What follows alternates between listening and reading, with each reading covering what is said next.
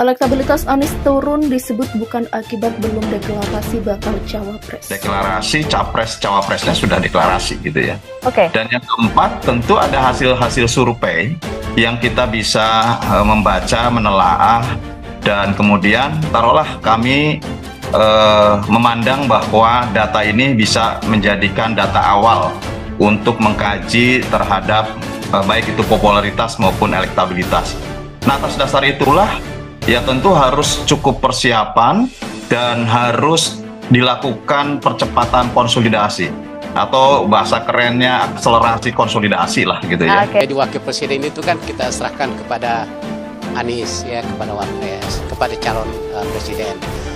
Bagaimana nantinya ya mudah-mudahan itu yang terjadi karena memang kader Partai Demokrat semuanya menginginkan itu yang terjadi. Kasihan si Anies sebenarnya kalau memang nggak jadi capres. Saya senang melihat dia yang kadang bisa berlaku seperti komika. Meme-memnya Anies Baswedan bertebaran dan lucu-lucu. Nggak asik kalau nggak ada dia. Karena itu saya tetap berdoa semoga Anies Baswedan tetap jadi calon presiden nantinya buat menghibur suasana. Biar kita bisa ketawa dan melepaskan semua masalah.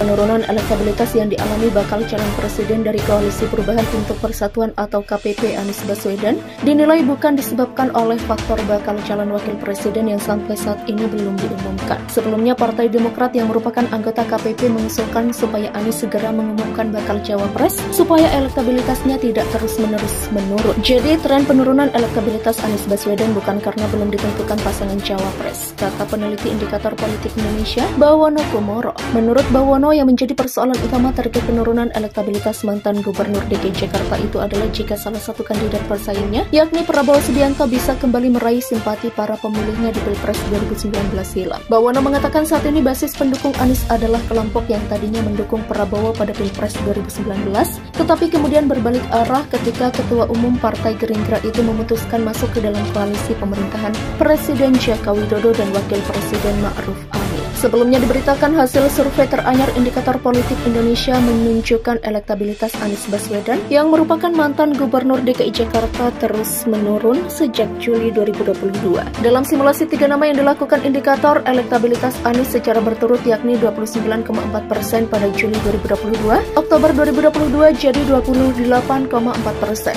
Januari 2023 jadi 24,2%, Februari 2023 jadi 24%, April 2023 jadi 22,2%, awal Mei 2023 jadi 21,8% dan akhir Mei 2023 elektabilitas Anies 18,9%. Elektabilitasnya kini terpaut jauh dari Gubernur Jawa Tengah Ganjar Pranowo di posisi kedua dengan elektabilitas 34,2% dan Menteri Pertahanan Prabowo Subianto 38%. Pada simulasi 3 nama capres, Prabowo konsisten menunjukkan tren peningkatan sejak awal tahun 2023. Ganjar sempat menguat pasca polemik Piala Dunia U20 dan ditetapkan sebagai capres dari PDIP tapi stagnan dalam sebulan terakhir, kata Direktur Eksekutif Indikator Politik Indonesia Burhanuddin Muhtadi. Sementara itu Anies masih kesulitan keluar dari tren penurunan sejak akhir tahun lalu. Demikian ujar dia. Partai Demokrat sebagai anggota KPP mengusulkan untuk memberikan tenggat waktu atau deadline bagi Anies untuk mendeklarasikan bakal cawapres pada Juni ini karena khawatir tingkat elektabilitas sang kandidat semakin menurun. Menurut Ketua Bapilu Partai Demokrat Andi Arief, deklarasi itu perlu dilakukan demi mencegah jarak elektabilitas Anies dengan capres lain yang semakin jauh. Di sisi lain, Andi menduga salah satu faktor pemicu elektabilitas Anies Baswedan terus menurun dalam survei teranyar Indikator Politik Indonesia karena bakal calon wakil presiden tak kunjung dideklarasikan. Sampai saat ini sudah terdapat 3 tokoh yang diusung sebagai bakal capres 2024. Mereka adalah Anies Baswedan yang diusung KPP dengan anggota Partai Demokrat, Partai Nasdem, dan Partai Keadilan Sejahtera. Selain itu terdapat Prabowo Subianto yang diusung sebagai bakal capres oleh Partai Gerindra dan Partai Kebangkitan Bangsa. Ketiga adalah Gubernur Jawa Tengah Ganjar Pranowo yang diusung sebagai bakal capres oleh Partai Demokrasi Indonesia Perjuangan serta Partai Persatuan Pembangunan atau P3. Menurut Bawono, yang menjadi persoalan utama terkait penurunan elektabilitas mantan Gubernur DKI Jakarta itu adalah jika salah satu kandidat persaingnya, yakni Prabowo Subianto, bisa kembali meraih simpati para pemilihnya di Pilpres 2019 silam. Bawono mengatakan saat ini basis pendukung Anies adalah kelompok yang tadinya mendukung Prabowo pada Pilpres 2019, tetapi kemudian berbalik arah ketika Ketua Umum Partai Gerindra itu memutuskan masuk ke dalam koalisi pemerintahan Presiden Joko Widodo dan Wakil Presiden Ma'ruf Amin. Sebelumnya diberitakan hasil survei teranyar Indikator Politik Indonesia menunjukkan elektabilitas Anies Baswedan yang merupakan mantan Gubernur DKI Jakarta terus menurun sejak Juli 2022. Dalam simulasi 3 nama yang dilakukan indikator elektabilitas Anies secara berturut yakni 29,4% pada Juli 2022, Oktober 2022 jadi 28,4%, Januari 2023 jadi 24,2%, Februari 2023 jadi 24%, April 2023 jadi 22,2%,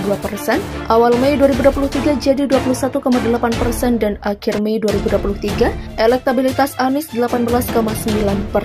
Elektabilitasnya kini terpojok dari Gubernur Jawa Tengah Ganjar Pranowo di posisi kedua dengan elektabilitas 34,2% dan Menteri Pertahanan Prabowo Subianto 38%. Pada simulasi 3 nama Capres, Prabowo konsisten menunjukkan tren peningkatan sejak awal tahun 2023. Ganjar sempat menguat pasca polemik Piala Dunia U20 dan ditetapkan sebagai Capres dari PDIP tapi stagnan dalam sebulan terakhir, kata Direktur Eksekutif Indikator Politik Indonesia Burhanuddin Muhtadi. Sementara itu Anies masih kesulitan keluar dari tren penurunan sejak akhir tahun lalu. Demikian ujar dia. Partai Demokrat sebagai anggota KPP mengusulkan untuk memberikan tenggat waktu atau deadline bagi Anies untuk mendeklarasikan bakal cawapres